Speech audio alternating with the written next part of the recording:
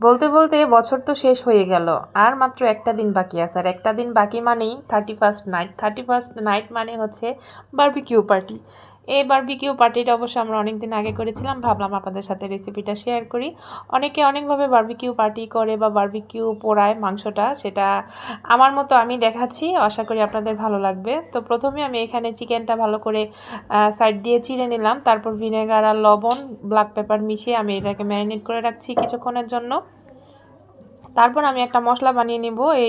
আমি যেটা করব, আমি মাংসটা আগের দিনে আমি ম্যারিনেশন করে রাখবো, এতে করলে মাংসের ভিতরে মশলাটা প্রপারলি ঢোকে আর খেতে অনেকটা ভালো লাগে। তো এই জন্য আগের দিন থেকে আমি মাংসটা প্রিপারেশন করে রাখছিলাম। এখানে আমি 1 প্যাকেট বারবিকিউর মশলা দিয়ে দিলাম, রাঁধুনি বারবিকিউর মশলা। তারপর দিয়ে দিলাম আদা রসুন বাটা, এখানে আদা আর রসুন দুইটা একসাথে ব্লেন্ড করা ছিল। তারপর দিয়ে দিলাম এখানে হলুদ ফাঁকি, তারপর দেন একটু মরিচ ফাঁকি দিচ্ছিলাম। মরিচ ফাঁকিটা একটু অল্পই দিয়েছি, কারণ বাচ্চারা খাবে, বাচ্চারা যেহেতু ঘরে থাকে।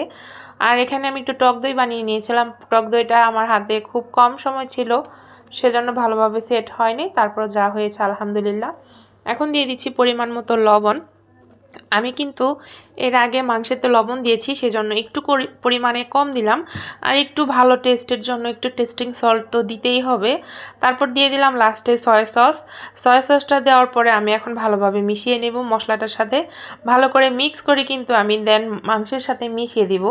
এইখানে হচ্ছে রান্না করার বিশেষ প্রক্রিয়া, আপনারা যেটা জানেন, মশলাটাকে ভালোভাবে মাখাতে হবে বা মশলাটাকে ভালোভাবে কষাতে হবে। রান্নার ক্ষেত্রে মশলাটা ভালোভাবে কষাতে হবে। আর এই তো হাতে মেখে যেহেতু এটার মাংসটা আমরা পোড়াবো আগুনে, সেজন্য কিন্তু মশলাটা ভালো করে মিক্স করতে হবে। তো ভালো করে মশলাটা মিক্স করেই আমি কিন্তু এখন মাংসের সাথে পুরোটাই দিয়ে দেওয়ার চেষ্টা করব। কিন্তু আমি ভাবলাম যে না, মশলাটা একটু বেশিই হয়ে যাবে, মাংসের তুলনায় আমি একটু মশলাটা বেশিই নিয়েছিলাম। তারপর দেখলাম যে না, যতটুকু নিয়েছি ততটুকুই হয়ে গেছে আলহামদুলিল্লাহ।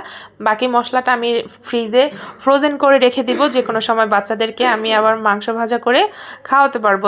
মাংসটা ভালো করে মাখিয়ে আমি কিন্তু ফ্রিজে রেখে দিব নরমালে, আপনারা চাইলে নরমালে বা ডিপ করেও রাখতে পারেন, কোনো সমস্যা নাই।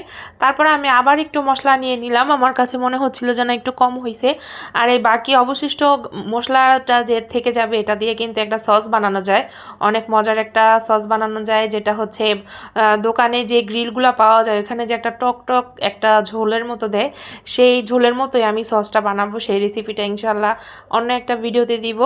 তারপরে মাংসটা যখন মাখানো হয়ে যাবে, আমি একদম সাইড থেকে ক্লিন করে নিচ্ছিলাম, যাতে ফ্রিজে রাখতে আমার সুবিধা হয়। হাতের কাছে যেহেতু ফয়েল পেপার ছিল না, ফয়েল পেপার থাকলে এটাকে ঢাকা দিয়ে রাখতাম। তারপর পরের দিনের এই ভিডিওটা করেছিলাম, পরের দিন একদম গ্রিলের যে সরঞ্জামগুলো দরকার, কয়লা টয়লা জ্বালিয়ে আমার হাজব্যান্ড এখানে মাংসটা ভেজে নিচ্ছিল। আজকের মতো ভিডিওটা এখানে, কেমন লাগলো সবাই কমেন্টের মাধ্যমে জানাবেন।